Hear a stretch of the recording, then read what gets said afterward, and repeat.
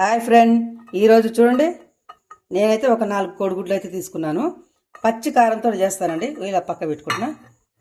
మిరపకాయలు ఉన్నాయి కదా, పచ్చిమిరపకాయలు, వీటితోటి కోడిగుడ్డు పచ్చికారం ఎంత బాగుంటుంది అంటే అంత బాగుంటుందండి. మీరు ఎప్పుడైనా చూసినట్టయితే కామెంట్ బాక్స్లో కామెంట్ చేయండి సరేనా.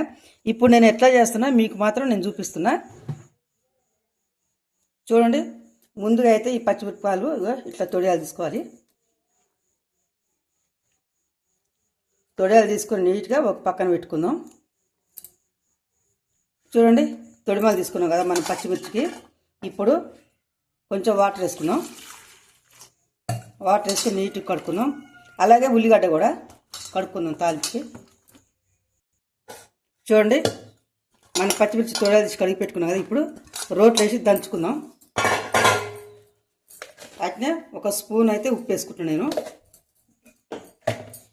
ఇట్లా పచ్చిమిర్చి దంచుకొని కోడిగుడ్లు వేసి వండుకుంటూ ఉంటుంది. అబ్బా, సూపర్ అంటే సూపర్.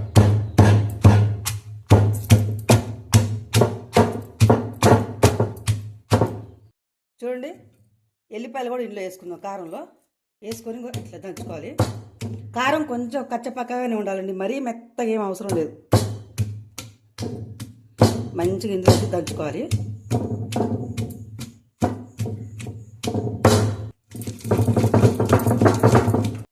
చూడండి, ఇప్పుడు దానిగా అయింది కదా. మంచిగా కారం చూడండి ఎంత మంచిగా అయిందో. ఇప్పుడు నీట్గా ఇట్లా ఎత్తుకుందాం ఒక గిన్నెలోకి.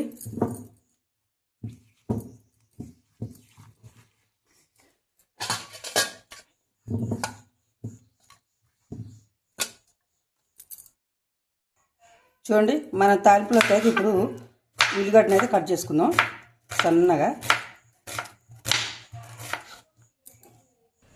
చూడండి, ఉల్లిగడ్డలు కట్ చేసుకున్నాం కదా, ఒక గిన్నెలోకి అయితే వేసుకుందాం. కొత్తిమీర కూడా కట్ చేసుకుందాం అట్లనే. మీరేమనుకుంటారు ఫ్రెండ్ ఈరోజు? చూడండి, మన కోడిగుడ్ల కరికి సరిపడా ఆయిల్ అయితే తీసుకుంటున్నాను.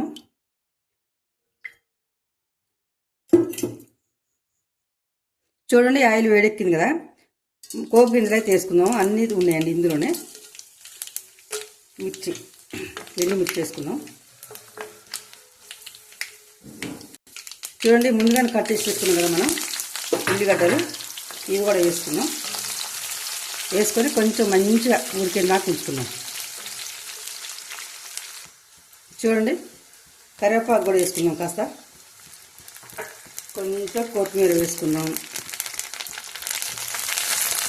మంచిగా కలవేసుకొని లాస్ట్కి దించేటప్పుడు కూడా కొంచెం కొత్తిమీర వేసుకుంటా.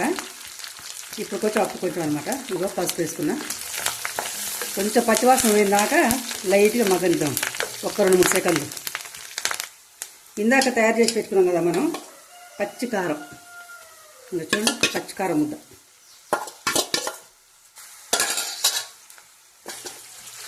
మంచిగా సిమ్ములో పెట్టుకొని పోయి మంచిగా మగ్గనియాలండి. ఎక్కువ మంట పెట్టామనుకోండి ఘాట్లు వేస్తుంది బాగా. పచ్చికారం కదా, మంచిగా సిమ్లో మంచిగా కలుపుకుంటూ మంచిగా మగ్గనియాలి పచ్చివాసన లేకుండా. చూడండి, పచ్చికారం మంచిగా మగ్గింది కదా. ఇప్పుడు మనం కోడిగుడ్డు కొట్టేసుకుందాం. నేనైతే 4 కొట్టేస్తున్నానండి. మీ ఇష్టం ఎన్నైనా కొట్టేసుకోవచ్చు. మన రుచికి ఎంత అంటే అంత. కాసేపు సిమ్లో పెట్టి మంచిగా మగ్గనిద్దాం. కలబెట్టొద్దండి ఇప్పుడే. ఇప్పుడు కాస్త కలబెట్టుకుందాం. ఎందుకంటే పచ్చికారం కదా, ఎక్కువసేపు చూస్తే అడుగంటే కారం వేస్తుంది బాగా.